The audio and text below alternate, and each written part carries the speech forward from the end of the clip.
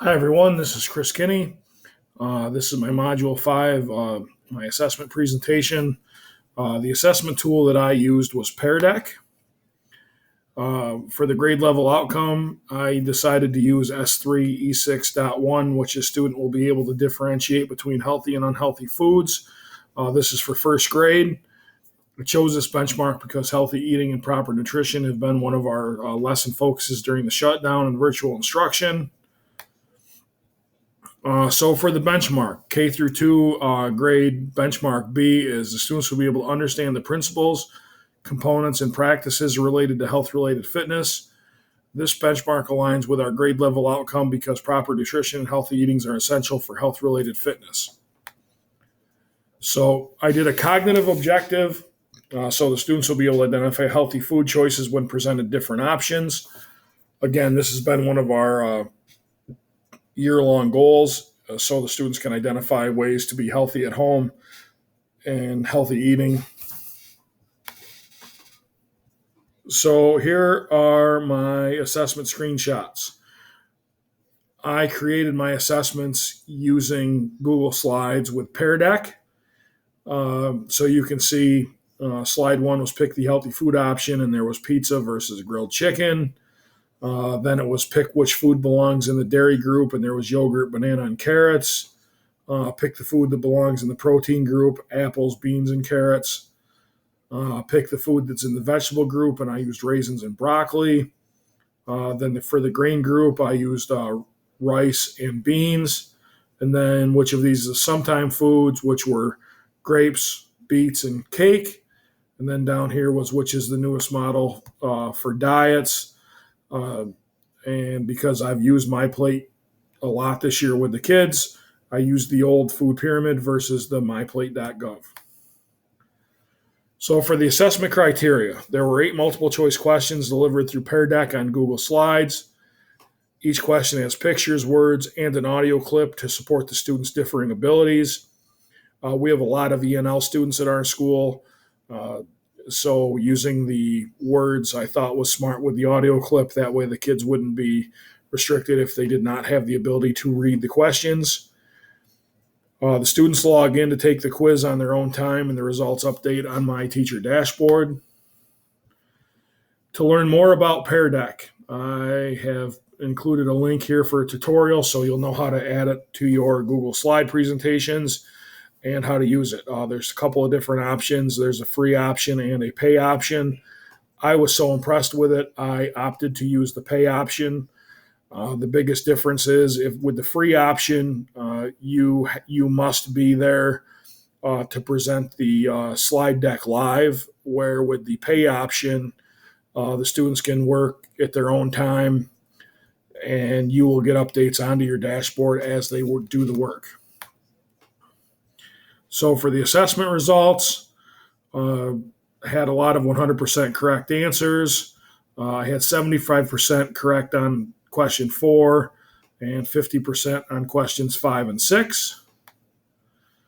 So what this data shows me is that all of my students that completed the assessment have a strong understanding of the content. There were some questions students did struggle with, obviously with the 50% correct answers.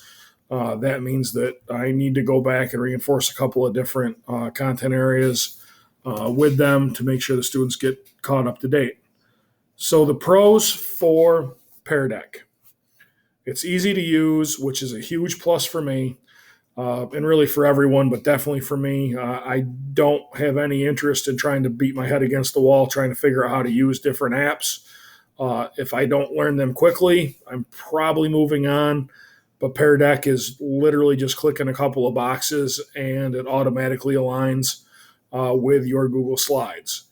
It gives me real-time analysis. I opted for the paid option, so I could just put my assessment out there and the students will complete it when they get to it, which is great for my virtual learners because a lot of them do not show up to the scheduled class time, but they might log on 2, 3, 5 days later and see what work they have to do. So it made sense for me to upgrade to that model. That way the assessment will be out there and the kids can get to it when they do. And as soon as they fill out the survey, My teacher dashboard will update as they answer the questions. What I The other thing I really like about it is when the kids answer, their answers come across anonymously, so none of their peers know what they're answering. So it's not a case where one kid might answer and then his classmates may answer differently. So, oh no, I need to change my answer. Nope, you're not going to see what the other people answered, and they're not going to see yours. You answer based on what you feel is the right answer, which is great. Um, Many different assessment styles. I opted because I was doing a multiple choice exam. I opted for the choice option, but they have other options as well. You can uh, bring in different objects. You can have the students answer with a number. A bunch of different question types are available with Pear Deck. Because I was doing a first grade assessment, I opted for all multiple choice. Provides options for audio, written, and visual. What I mean by that is if when you check out my slide deck presentation, there's a button you will click on, and it's an audio link of me reading the question along with the choices. Also, the answers are there written, and there are pictures as well. So it accommodates a lot of different learners that way. Uh, I have a lot of ENL students, so reading in English is not their strong suit. So this way, all they need to do is be able to listen and look at the pictures and answer. Um, the last pro that I listed was it allows for student paced and teacher led. This pro worked for me, but it's only available if you opt for the pay service. Otherwise, the only way it works is teacher led, where you have to walk the students through the assessment in real time. Uh, that's not great for my students, and I thought the price for the program was pretty reasonable. They give a big discount to teachers. So for a few bucks, I was able to upgrade to the student pace. That way, my students will be able to answer when they get to it. It was worthwhile to me. For the cons, again, you need to pay money. You need to purchase to have full access to the whole site. And the students need to have a Google account. So if your students don't have a Google account, when you share the link, the first thing it's going to do is ask them to create a Google account so they can go ahead and proceed with the assessment. Is Pear Deck appropriate?